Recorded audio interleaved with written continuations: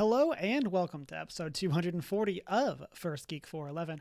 I'm your host, Cameron Franklin, and with me, as always, from West Coast, Best Coast, Emma. How are you doing? Hot here today, so I have my fan on because I would die otherwise. Yep, we're just surviving in the weather. Both you in West Surviving and Coast and me in thriving. Texas. Yeah, we're just doing our best temperature wise to make it through. Um, Absolutely. this week we're chatting $1 billion Barbie, as well as some of the Gen Con news. Before we get into it, as always, you can find us on our social media as OneGeek411. Check out our Discord server. Shoot us an email at 1stgeek411@gmail.com. Watch live on Twitch each Monday night at 6:45 Mountain Time, and find us on our YouTube channel where you can like, comment, and subscribe. And then you can also check out that Redbubble store. Emma, what have you been up to this past week? A lot of editing, film, video editing, because that is my life right now. So that's not very exciting, but it's been the major part of my week. Things are coming together, which is great. I love it when things come together and start to look like a complete picture. I started rereading Good Omens for like the millionth time. Nice.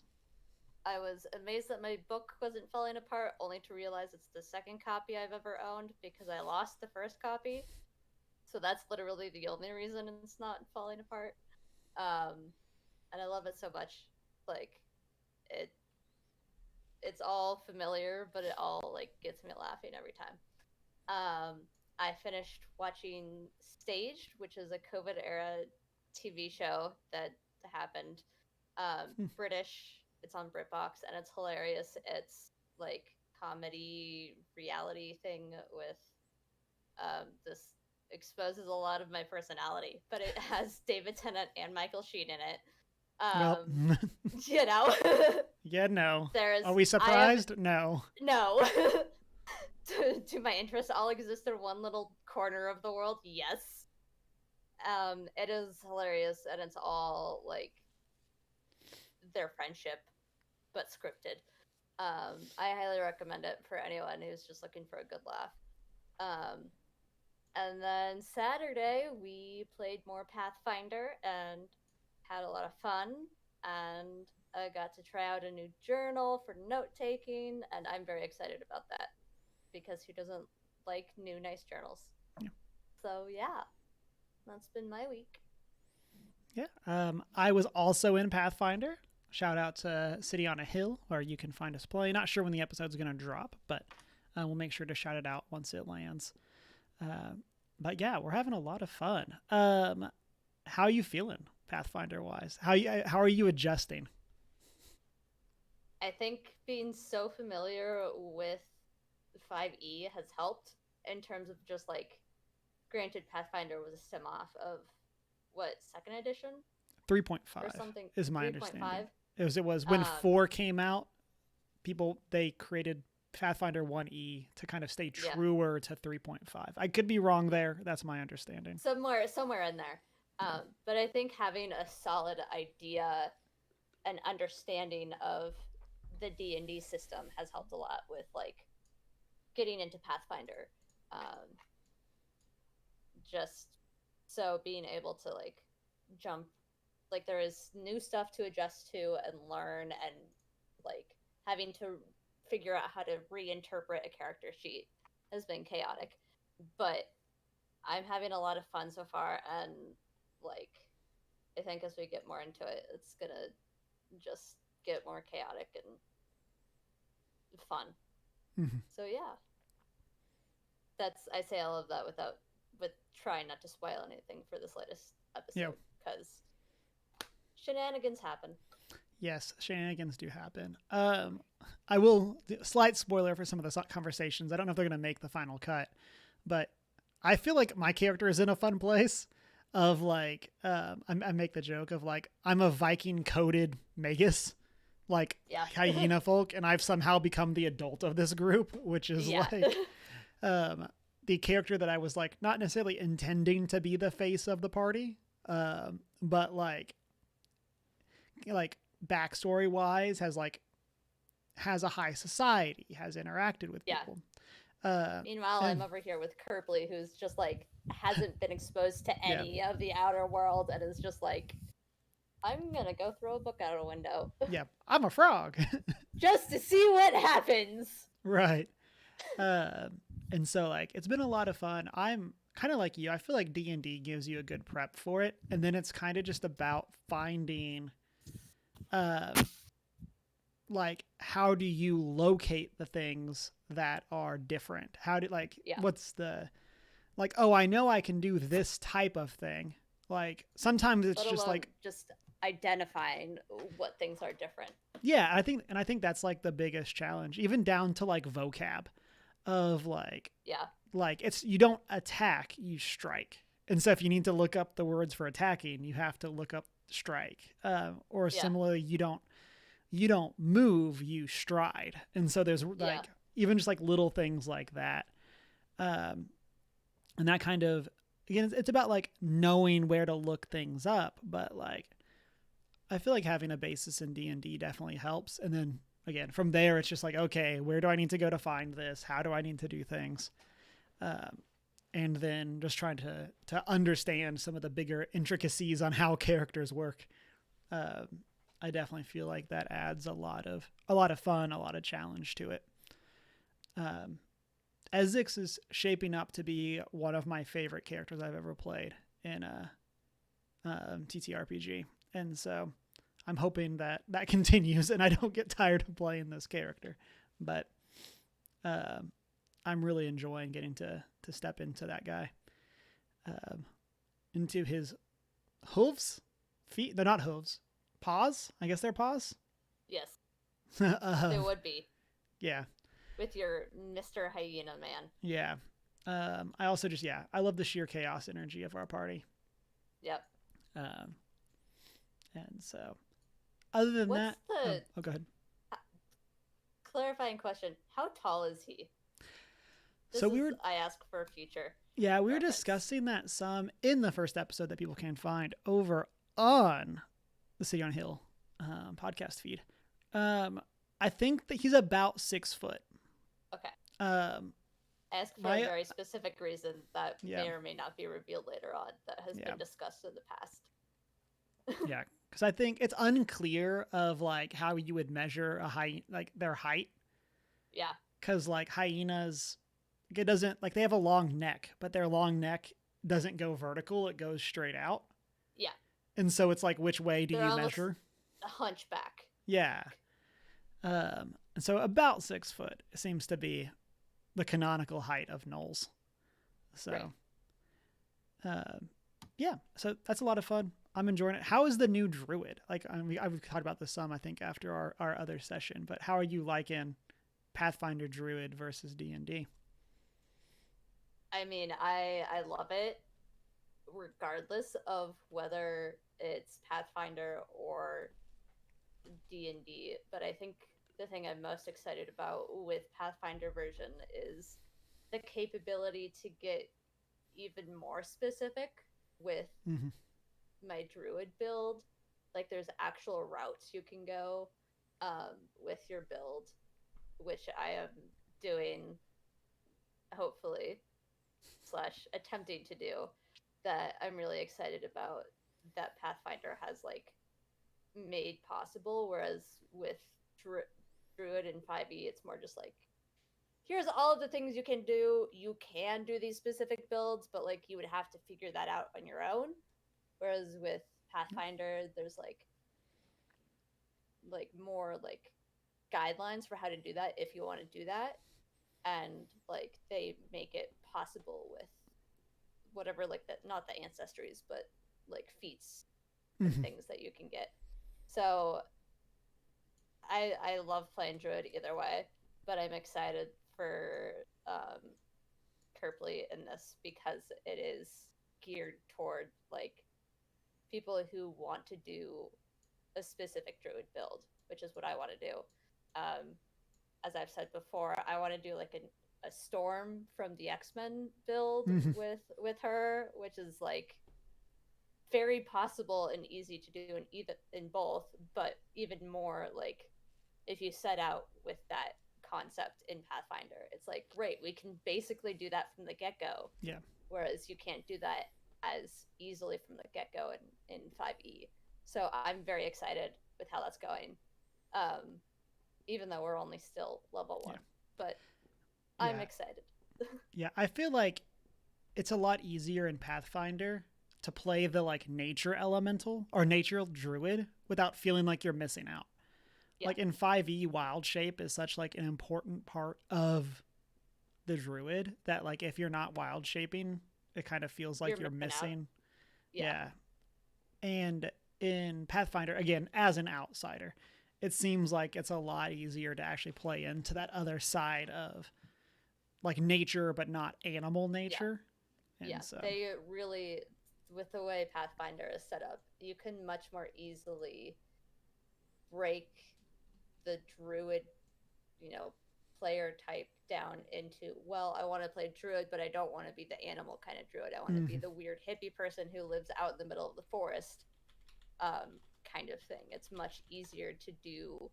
Like, you can play a druid and get the full character benefits, even if you're not doing the wild shape thing.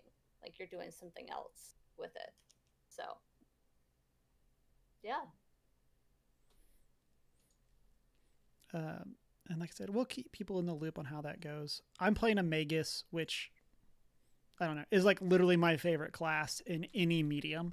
Is like the magic sword fighter is like, and I've talked about this before, but it's Sora from Kingdom Hearts, it's Clive from Final Fantasy, it's Lightning from Final Fantasy, it's Cloud from Final Fantasy, it's all of these like JRPG magic users are always like magic and swords, and it's such like a fun part. And yeah, I'm so excited for this class and to kind of dive into it more and see what it's about. And I talked about it before, but one of my biggest class gripes about D&D is that there's not a Magus. Like Eldritch Knight and Arcane Trickster and even like Hexblade Warlock are close, but they're not like the vibe I want to play. They're not exactly what you want, yeah. Yeah, and like Magus it's casting spells through your weapon versus being a attacker that also has spells. And so it feels way more integral to who my character is versus convenience or being something that like I just have both of. So yeah. So that's Pathfinder. We briefly talked about it last week because I was not done, but finished Good Omens season 2. This was like Tuesday, so like literally like by the time the podcast went up, I had finished watching it.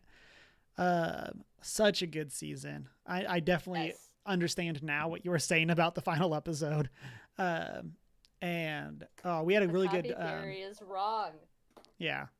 We had a really good marked as a spoiler conversation in the Discord about it. And so really looking forward to what they're going to do with season 3. And I think you said your first watch through, and I completed my second watch through. Oh, you did another this one? Week. Nice. I did a second watch through. Yeah.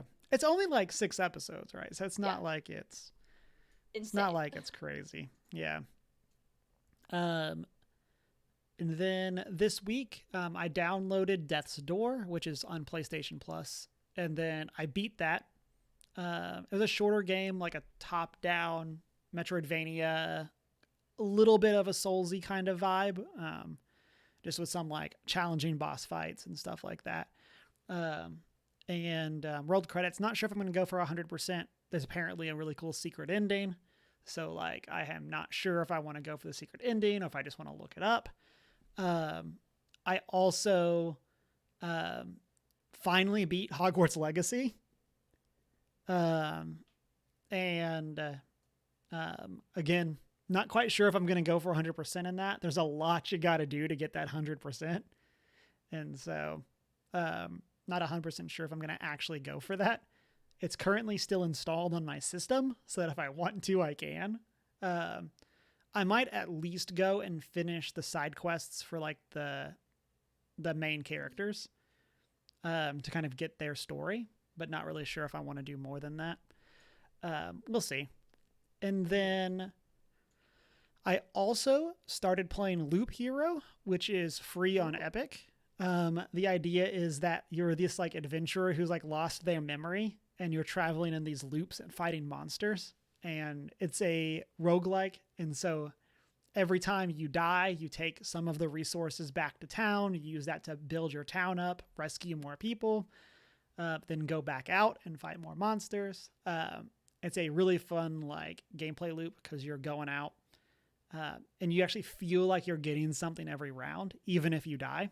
So I think you get a third of the stuff if you die, or you get all of it if you succeed. And so you're leveling up your town, which makes it so you're better off starting the next time, or you're unlocking like better tiles or stuff like that. So really enjoying that.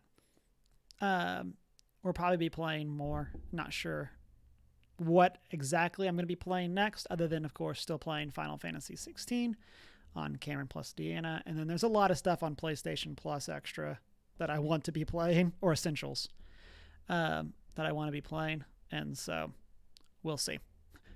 That's kind of where I'm at right now. And I still got Jedi Survivor to play. And so, yeah. But with all of that, let's go ahead and jump into our news for this week. Emma, why don't you start us off? I believe we talked about this a little bit last week, very briefly, but Barbie has officially hit $1 billion. That's billion with a B as in box. And this is notable in part because it's $1 billion, and two, because only 28 directors have hit this mark with a film in the box office. And this is the first time it was a woman to accomplish that, with our friend Miss Gerwig. So congratulations to her. Mm-hmm. I love seeing women succeed, especially with a film like this that is literally talking about this exact kind of thing. And it's very exciting, and it just goes to show how like time and effort and creativity put into a project can really be loved by so many people, and how that effort comes through. And it's a good thing to note in this momentous part of history. Mm-hmm. Yay! Yeah. Huge shout out to Greta. Like, yeah. Also the fastest billion in Warner Brothers history, beating Harry Potter and the Deathly Hallows by 2 days, or Deathly Hallows Part 2 in 2 days, by 2 days. So huge shout out to that. Yeah. And Great I feel success. like, yeah, in so many ways, while of course like Barbie is like a major brand, like I feel like the Barbie movie that we got is the Barbie movie we hoped for, not the one we expected. 100%. Like, and I feel like it's a great testament to giving a writer / director the creativity and freedom to tell the story that needs to be told, not the one that's like, make our product look good.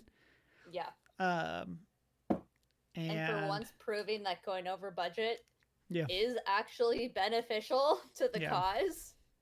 Yeah. Also, just another friendly reminder: pay your writers, pay your actors. Just while we're here, don't use AI. Yeah. We got more AI coming up. But yeah, so like huge shout out for people that haven't seen it yet. Highly recommend. And it's so good. I'm hoping that we get a sequel that does not feel derivative at this point. Like that's going to be can we capture lightning twice with how amazing this movie was, and Fingers have it actually crossed, be man. such a big thing. Fingers crossed. Yeah. Listeners, let us know if you've seen Barbie. What did you think? Try to be spoiler free if you're over in the comment section, or hop in the Discord to let us know. For our next topic, we're going to be chatting about Gen Con. Some of this is going to be a little bit more like I don't know, up in the air, just kind of like general discussion. Others of it will have some more specific things, but lots of crazy stuff coming out of Gen Con for this year. News wise, I guess we can start with sad news. Around $300,000 worth of merchandise was apparently stolen off the Gen Con floor. And from the pictures, it literally looks like someone just like walked up and took some stuff and walked away. Yeah. Literally just a guy who walked into like the loading bay or whatever, grabbed the pallet and walked off. And just, yeah, they're super on camera. And like, I don't know if it's been confirmed. Over on Dice Breakers, they have confirmation that it wasn't Disney Lorcana, which we'll talk about more in a moment. But who knows what that was? But yeah, that's a crazy, just like, oh, this is mine now. Like, it was just like a half pallet walking away. So that did occur. Obviously, that's like an awful sight and is awful for those booths that were going to have that to sell to customers, and or even give away to attendees. Who knows what it actually was? But like, that's a huge hit to just have all of that vanish off the floor, or out of the loading dock. But yeah, so that's crazy. In some other news, I think this is less like directly Gen Con and more it just happened to come up during Gen Con. But speaking of AI, Wizards of the Coast has been called out over AI art being used in Bigby Presents Glory of the Giants. And so the artist has come out and said that they essentially like did the sketches and then used AI to enhance the art. And from what I've seen people post online, people have seen the original sketches and not just like hating on AI, but like think the originals are better than the enhanced version. And so Wizards had to release a statement that they are like updating their guidelines to not use or to make it explicit that AI art is not allowed. They say, we are revising our process and updating our artist guidelines to make clear that artists must refrain from using AI art generated as part of their art creation process for developing D&D art. You would think that would be a given right now, given that literally a huge chunk of the reason that people are in strike in the entertainment business is because of AI. Yeah. Like, yeah. And like, apparently these sketches were like submitted like 18 months ago, but I feel like then it's not like people were like, whoa, I can't wait to get, I mean, of course some people are, I guess, cause there's people that doubt themselves or that dub themselves AI artists or whatever. But like, I feel like even 18 months ago, to your point, it's not like people were like, I can't wait for AI art to show up in my stuff. Yeah. Like, and they so don't want it. Yeah, apparently, I mean, this is less of an actual Wizards of the Coast issue and more of they were working with somebody that they've worked with for almost a decade who did this. But shout out to them for responding quickly, and actually like saying, hey, we're going to fix this. To your point, it seemed like this was implicit. And so now they're going to make it explicit that you are not allowed to use AI art. So shout out to them for responding quickly. Yeah. And then next thing, mentioned Lorcana earlier. Gen Con was the first chance for the general public to get their hands on the Lorcana trading card game, which is collaboration between Disney and Ravensburger. The same people that did the Villainous board game, and then of course are popular for puzzles. Yeah. And so there'd been like promos before, but this was the first chance for the general public to actually get decks of cards, as well as booster packs. And so they, of course, had to set limits on how much people could buy so that you couldn't just buy everything. But through all of that, people apparently were waiting in a 16-hour queue to get cards. Or that was like how long they were ready for the line to be, I guess is the way that, again, shout out to Dice Breakers. Basically, like, the way it works is you could line up the night before. And so people were like waiting overnight for the booth to open and then the next morning. And so. Just wild. Yeah. And so lots of people go in there. A lot of how to plays and stuff like that's going up for Lorcana, which I've personally been meaning to check out. I started some, but haven't had a chance to finish it. But yeah, I'm kind of interested to see how this is going to go. Not necessarily that I'm going to super get into Lorcana, because Magic the Gathering is my trading card game. But I'm definitely interested, at least, in what it's about and like learning the basics of how to play it. So we'll kind of just see how that goes. And then let's jump over into some good news. And so, well, I guess the Lorcana was good news, but let's jump into some other good news. So going into Gen Con, we got some big announcements from Paizo for both Starfinder and Pathfinder.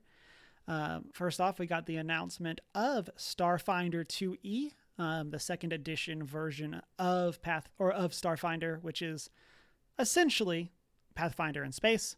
So Starfinder is a lot of fun. I love the sci-fi vibe of it. I've had the chance to play it at a con before, actually with Chris. Chris and Deanna, we were at PAX East and we played some. And so it's super cool. I love the idea of it. I love the setting. I love tech meets magic settings. And so it was super cool. I'm excited for 2E. One of the biggest things coming out of this is that it's going to be fully compatible with Pathfinder 2E. Fun. So yeah, I'm just like so hyped for that. Like that, I don't want to say like that feels like it should have been obvious, because like obviously they released Pathfinder, later made Starfinder, and then did Pathfinder 2E. But I love the fact that there's going to be a full compatibility there. And I don't know what that's going to look like in terms of actual like people's tables. Like, are you going to bring some of the alien species into your Pathfinder game? I don't know. But I love that that's an option. Especially because there's like a light, almost like Jedi-like class that I think would be super fun to play. Space Wizard. Yeah. And I feel like it would be I feel like that as a class is not that sci-fi and would be relatively easy to like bring into a normal game of Pathfinder without being like, here's my class built all about guns and like mechanized stuff. And yeah. So, but yeah, I'm super excited for that. And then do you remember all the, open game license stuff that occurred earlier in the year? Could I forget? Yeah, exactly. Could you forget?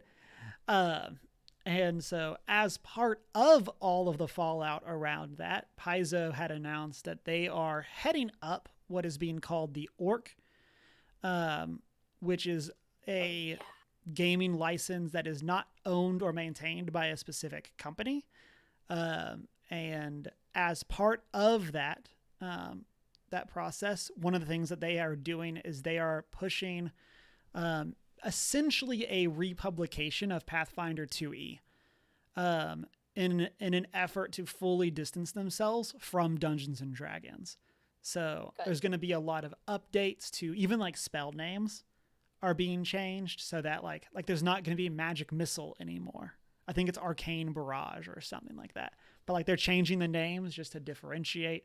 make it so it's more their setting that they own the stuff for it, and then can put that into the orc. And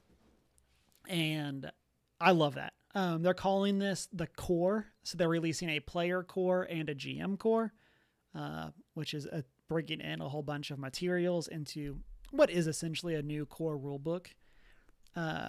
And they showed off like the new character sheets. They showed off a whole bunch in different videos, kind of talking about some of the changes, the different classes, and what all was going to happen. The witch class is getting some new stuff, which sounds super cool. I don't know if I'll ever have a chance to play a witch, but like, I like it. And so really excited about all of that. You should be. Yeah. I'm trying to think if there's anything else I wanted to call out there as I kind of scroll back through.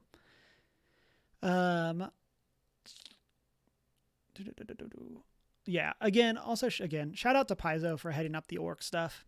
That was such a huge thing at the beginning of the year. I think that was like February. I could be remembering specifics wrong. Yeah, February. But yeah, shout out to them. While of course, like, you should own your IP, like the fact that we got to the point where like the basic names of things were becoming an issue. I'm happy to see them step up and also to be willing to basically extremely quickly give up control. So it's like the whole blackest black paint thing. Yes, exactly. That we talked about last week. Yeah.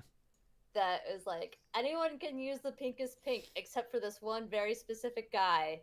You are banned from using the pinkest pink because you copywrote the blackest black. Yeah.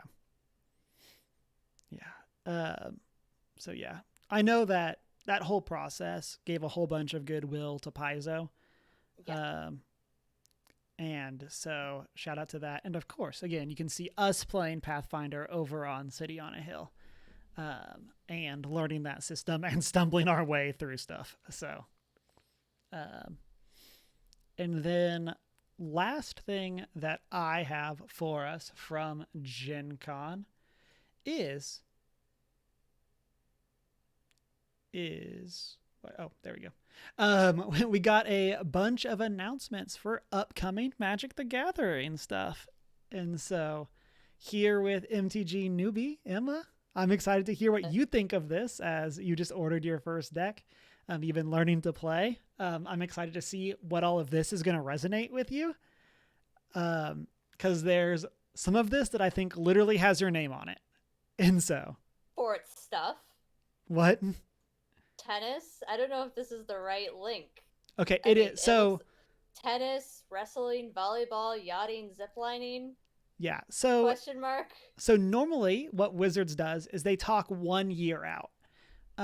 And it's very common for them to do what they call like announcement day, which is when they announce stuff for the whole next year. For some reason at Gen Con, they decided to talk 3 years out and give us information on stuff going all the way into 2026. And part of what that meant is they were giving a look at some of the sets that are still code named. And so what they're doing is they used to have code names all went together. So like I think Shock, Lock, and Barrel were the names of code names that were a code name for a group of sets at one point in time. They used to do that. And then with their current model, that way of doing code names no longer works. So they've started to do just 26 letter things. And so their first 26 letter thing was sports.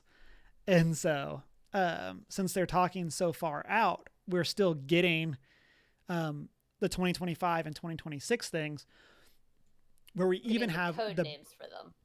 Yeah. And so they're not ready to tell us the actual official name of it, even if they gave us some information on it. So, but for 2024, that's the one that they were able to talk the most specific about. I'm going to kind of just call attention to some of the stuff because I want to get get your vibes for it. We're going to, in Q1, we are getting Murders at Karlov Manor, which is a murder mystery themed set. Apparently they've said that there are going to be murders for us as an audience to solve. And so I don't know if that means that there's going to be like clues in pictures and flavor text. Does that mean that there's going to actually be like a mechanic about solving a mystery? Like, I don't know what that means, but like, I'm ready to solve some mysteries. Karlov Manor is a place on Ravnica, which is one of the most beloved Magic settings. And so this seems cool. I love murder mysteries. How do you feel about murder mystery? I mean, it brings back memories of watching Clue at my best friend's house as a kid. And I just hope it has that same vibe, because that seems like so fun for a magic game of completely stupid murder mystery stuff. And it seems fun. Yeah. And this was not prepped. But, and this is, I think, not in the article at all. But they also announced as part of this Ravnica Clue Edition. Again, Ravnica is the setting of Murders at Karlov Manor. Look at that. So, like, again, well done. Me going, it gives Clue vibes. Yeah. They've said that Ravnica Clue Edition is a new way to play Magic. It is not a reskin of Clue. So, no clue what that means. But like, Shanine in chat says murder mystery hype. Like, I don't know what's happening here, but we're having a good time. Like, yep. Apparently I just hit the nail on the head with that one and was like, this seems fun. Yeah. And then one of the big pushes that Magic has had over the past 2 or 3 years has been what they call Universes Beyond. We just had Lord of the Rings as that crossover into a universe beyond Magic the Gathering. We, of course, have Doctor Who coming up soon. And they announced that our first big one in 2024 is going to be Fallout. I've played Fallout 3, New Vegas, and Fallout 4. I'm interested in what this is going to be. Just because I feel like Fallout isn't like as diverse a setting as like some of the other universes beyond that they're doing. We'll talk about another one soon. But this is going to be commander decks, kind of like what they're doing for Doctor Who or like what they did for Warhammer. But like, I mean, there's going to be a lot of factions. There's going to be a lot of guns. I don't really know what we're doing with this, but I'm interested. I've loved the Universes Beyond for the reason that we got to last week, that it gets people like you excited about checking out Magic for the first time. And so later this week, we're going to go play Magic with a former coworker of mine that got into Magic for Lord of the Rings. And so I'm loving these Universes Beyond for that. Again, Fallout seems strange to me, but it doesn't seem bad. Seems like an odd choice. Yeah. Yeah. And then we also got the announcement of Magic's first villain set, which we're going to see a whole bunch of villains from the MTG universe meeting up using the Omen Paths in a set called Outlaws of Thunder Junction. Yeehaw! Based on first impressions in this artwork, it's giving off Southern Gothic, New Orleans Gothic vibes, mashed up with Western vibes. Yeah. So, and that is so fascinating, and I love it, and I'm interested. Yeah. I'm very much intrigued. Yeah, this is one that I put in the camp for me of I loved Streets of New Capenna. I loved the crime mob theme, like New York, roaring 20s New York type thing. I loved that setting. And this is going to be Magic's long-awaited Western set. Like, this is one of the most requested themes that has never happened, has been Western. And I'm really interested to what this is going to look like. We were discussing this on City on a Hill of like, how are they going to handle like 6-shooters and things like that, where Magic has always been like gun adjacent. And this is in the Magic IP. This is not like Warhammer. And then we're going to talk everything. So we're going to jump to the next Universes Beyond over in Q3, which is Assassin's Creed. This is going to be a new type of product, I believe called Beyond Boosters. No clue what that means. We'll find out more eventually. Presumably. Yeah, presumably. And so that should be pretty, again, at least pretty interesting.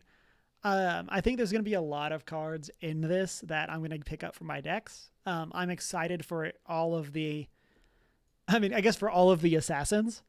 Like, I feel like a lot of the other characters are passable, but I'm excited to see them bring all the assassins in.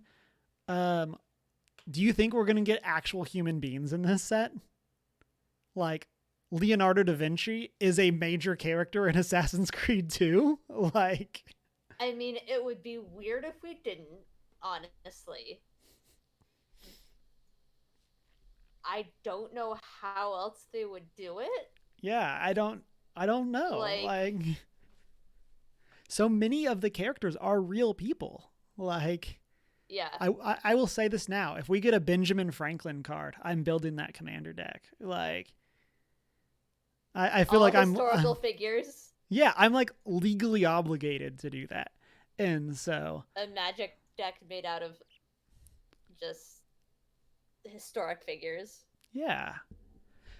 Who knows? I'm like super curious. Like, I'm more interested in, I mean, we don't know what like the new booster type product is going to be. It's possible that it'll be like smaller packs, kind of like March of the Machine Aftermath, where there were 6-card boosters with no commons. It's possible that it'll be like that format. So I don't know. We'll see. And then we got the announcement of a product that if this doesn't have Emma's name written on it, I don't know literally what else could. What would? And that's the announcement of Bloomborough, which is definitely not Redwall. Like, definitely not Redwall at all. Yeah. So they've said that it is a set that will entirely feature animals. I think they said entirely. Yeah. But is focused on animals. All the animals are to real life scale. And that so, is fabulous. Yeah. Again, if there's any other product for Emma besides like Doctor Who commander decks, it's got to be Bloomborough. Yeah. Their keywords to describe this are cozy. So this is going to be like cottage core meets Magic the Gathering. Which is, I think, super exciting. I love that. I'm all here for it. Yeah. More info coming soon. They showed off some art, and I gotta say, there's a really cool looking mouse, a really cool looking wolf. We can kind of see it on stream, and there's a cool looking squirrel. And so this is going to be super insane. Yeah. And then last thing for 2024 that I want to talk about is complete opposite direction. We got the announcement of Duskmourn, which is they described it as modern horror. So the whole set is going to take place in a mansion, and it's 100% spooky mansion. I will probably not like this set. And this is probably the product least there for me. Not, Cameron? And so the cool vibes, I guess. But yeah, this is definitely not for me. And so that's something. I'm glad it's there for others. I will not be spending money on that one. But or not it could be there for you. You don't know. Maybe. I say this. They'll release like what I think is like the coolest card ever, and it'll be in this set. Um, and then, as Emma alluded to at the top, we also got code names for a bunch of sets leading through 2026. I'm not going to go through all of those. They're just code names. They gave us settings for some of them, but we'll talk about those later. The last thing that I want to talk about from the Magic front for Gen Con is we got the announcement or re-announcement explanation of the next major Universes Beyond crossover, and this one will mirror the Lord of the Rings, where it'll be a full-on set, and we'll also have presumably commander decks to go alongside it, and that is Final Fantasy. We are going to have, they announced all the way through the series, the first game all the way up to Final Fantasy 16 will have cards in this set. I mentioned this during my stream on Cameron Plus Deanna, but give me a chocobo as a vehicle, because I want my character to ride their chocobo all day. Yes. That is what I need. In chat, all caps, Shanine says, Sephiroth, like... Give it. Yes, give me Sephiroth, give me Cloud, give me Buster Sword, give me like... Give all the vibes. All of this stuff. I believe that we knew that this was coming, but did not know that it was going to be a full set. We just knew that there was some sort of crossover with Final Fantasy coming. And I am so hyped. Like, I'm not like I enjoy Lord of the Rings, but Lord of the Rings is not like my fandom. Where I can really see myself buying a whole lot of Final Fantasy. Like, this might be the, like, what do I want for my birthday? Thing. Months later, more Final Fantasy cards. Like, that might just be the thing. I'm so hyped. I'm curious to what their commander decks are going to look like. Are they going to separate out some of the games into commander decks versus some of the games are going to be in the card set? Are we going to see like Warriors of Light as a whole as like a commander deck theme? There's just like so many things that I'm so excited about for this. Shanine posts the money flying flying away emote. Yeah. Yeah. This is going to be something that unless this is like a complete bomb, like, this is going to be something that I'm going to be super into and I cannot wait for. As a new Magic player and relatively new Final Fantasy player, right? Is 16 your first one? How do you feel about this crossover? I mean, I feel like it's a great crossover.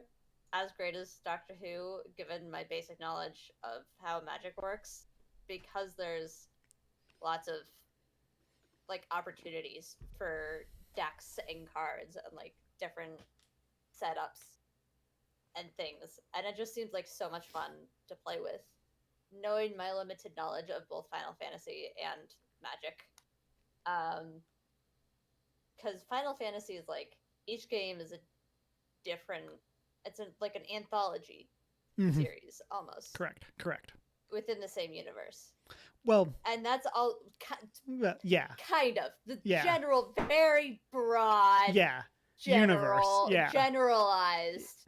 Yeah. And that's also kind of the vibe I get from Magic. Yep. Where it's like a lot of things are in the same general universe, and like the fact that they're both that kind of thing makes sense and like meshes well together. It's just like the specifics that are different. So like, I feel like it's gonna play well. Plus, I'm just excited to see where they go with the art, because you can have vastly different art styles between one Final Fantasy game and another. Yeah, that's an awesome point. Like, are we going back to Sephiroth as like one of the most iconic characters in like gaming media? Like, are we gonna get like PlayStation 1 Sephiroth? Are we gonna get like Final Fantasy VII Remake Sephiroth? Are we gonna get both? Weird Japanese anime type-esque. Yeah. like they've thing. worked with the person that illustrated for Final Fantasy before, for some like special cards, and so like, are we gonna get like special versions of the cards in like classic game versions, then get like up-resed graphics versions? Like, that's a great point. Yeah. Oh man, are we gonna get like a pixelated Buster Sword? Oh, I don't know. Maybe. Yeah. So Maybe like, not. yeah, great stuff. I have other stuff. We can move on from this. I have other stuff for post-show chat about Final Fantasy coming into Magic. But just Thoughts, for us opinions. for us to just not keep on this topic for like 30 minutes. We can wrap that discussion there. We'll just continue it in the post-show. But yeah, obviously a lot of other stuff happens at Gen Con. I shout out some online friends were there, helping out at booths, or just there shopping. So shout out to the people that got to go. If you were at Gen Con, please let us know what'd you think. What was it like being there? I might try to swing us a guest coming up soon-ish about it. I don't know if that's going to actually work out. It might be we might just get somebody on like while we're doing like a game stream or something that went to talk about it. I don't know. We'll figure it out. I haven't reached out to anybody yet, but yeah, if you got the chance to go, let us know what you thought of the con, or if you're like us and didn't, let us know what you thought of the announcements. Speaking of announcements, end of the month is going to be our book club on August 31st. Actually, end of the month for once. And that's going to be looking at Heir to the Empire by Timothy Zahn. And so this is the first in the Thrawn trilogy. We talked about it before, but tying into the upcoming release of the Ahsoka show, which is going to be focused on Thrawn as the villain, at least presumably. And so I started it today. And so I started it a few days ago. Nice. And then got distracted by another book. By reading Good Omens again? Hey, you know who you are, and that's the most important part. Like, I know the things I enjoy. Yeah. And I shall read them. Yeah. And so, yeah, lots of cool stuff coming. Excited for that book club. Excited for Ahsoka. Feel free to read along or audiobook along if you're like me. It's got cool sound effects. They've already done the Star Wars theme, so here we are. I'm in. And so, yeah. And so that's coming up. And then that's going to wrap the show for this week. As always, you can find us as OneGeek411 on our social media. Join that Discord server. Shoot us an email at 1stgeek411@gmail.com. Check out Redbubble. Watch live on Twitch. And then find the videos over on our YouTube where you can like, comment, and subscribe. And then you can also find us at our personal social media. Mine is Humar Whittle. I am not prepared with an eye. And it's been a great week. Drink some water. I love you.